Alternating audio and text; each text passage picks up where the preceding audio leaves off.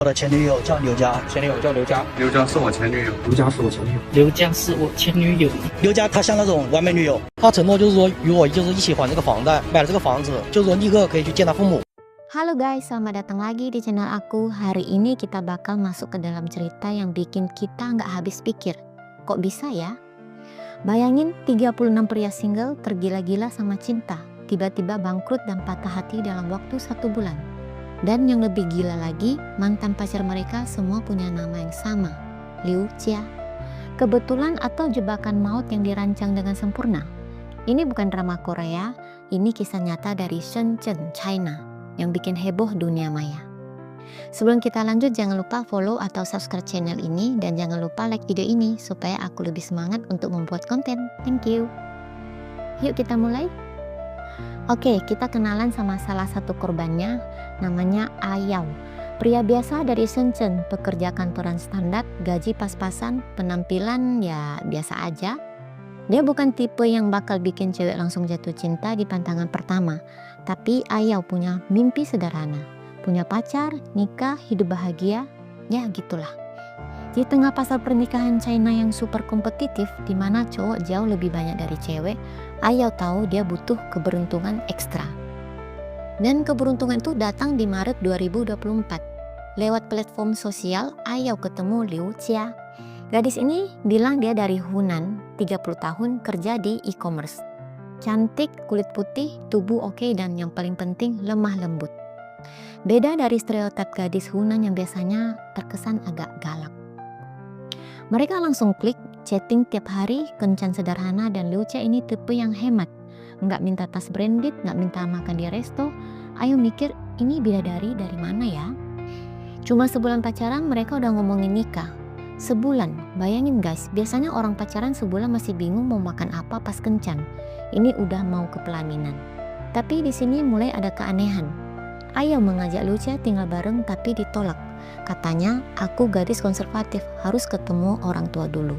Dan kamu harus beli rumah dulu biar orang tuaku setuju. Ayao bingung, beli rumah di Shenzhen dengan gaji pas-pasan? Tapi Liu Jia sangat santai. Nggak usah di Shenzhen, di Huizhou aja. Harganya cuma 7.000 yen per meter atau sekitar 15 juta per meter. Total cuma 1 jutaan yen, ya kira-kira 2,2 miliar rupiah lah. Jadi jarak antara Huizhou sama Shenzhen itu hanya sekitar 65 km. Oke, kita lanjut.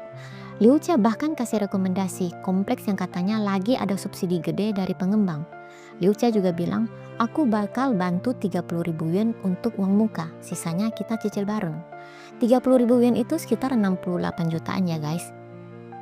Ayao mulai pikir, wah ini cewek serius banget mau nikah sama aku.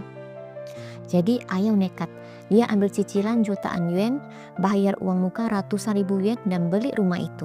Bahkan nawarin nama Liu Jia dimasukin ke akta rumah, tapi Liu Jia menolak. Katanya, buktikan dulu ke orang tuaku kamu bisa beli rumah sendiri. Nanti setelah nikah baru tambah nama aku. Mendengar itu, Ayao terharu. Dia pikir ini istri idaman banget. Tapi guys, begitu rumah dibeli, Liu Jia berubah.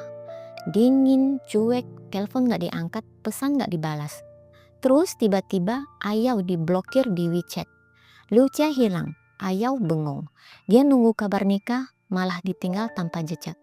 Apa yang salah? Dia tidak tahu. Sampai suatu hari, Ayao ngobrol sama tetangga di kompleks barunya. Dan, boom. Ternyata ada 35 pria lain di situ yang ceritanya sama persis.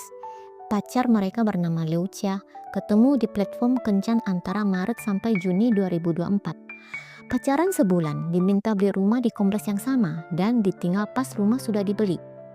Semua korban pria umur 30-an, pekerja biasa di Shenzhen. Ayao shock, 36 orang termasuk dia kena jebakan yang sama. Mereka mulai bercerita. Liu Jia pakai pola yang sama, manis, hemat, bilang mau nikah tapi syaratnya harus beli rumah.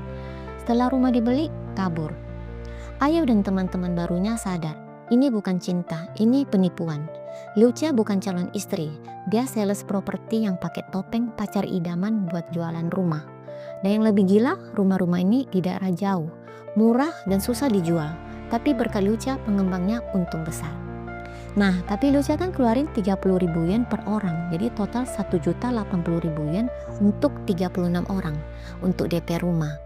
Banyak itu. Tapi kata orang dalam itu cuma gimmick. Setiap rumah yang terjual mereka kasih Lucia komisi 100.000 yen. Itu sekitar 228 juta rupiah. Jadi 36 rumah dia kantongin 3,6 juta yen. Uang muka yang dia kasih ya kemungkinan balik lagi dia lewat cara lain. Yang rugi ya cuma pria-pria ini. Netizen di sana heboh.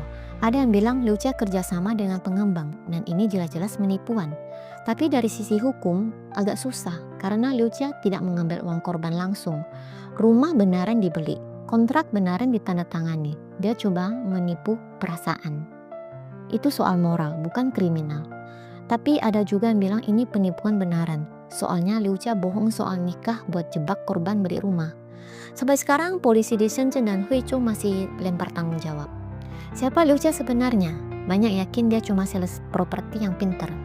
Tapi ada petunjuk lain, 2 agen yang urus pembelian rumah buat 36 korban yang punya perusahaan media sekarang kosong. Akun WeChat Lucia juga udah hilang. Apakah mereka bersekongkol? Belum ada jawabannya. Para korban memiliki kerinduan besar akan pernikahan dan stabilitas hidup. Lucia memakai kelemahan ini, janji manis, impian nikah, dan rumah. Di awal cinta, orang gampang kehilangan logika.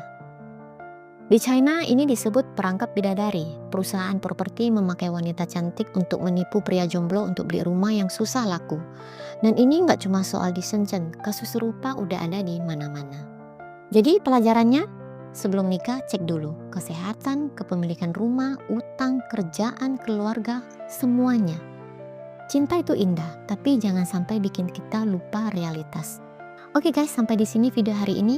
Menurut kalian gimana? Tulis pendapat kalian di kolom komentar.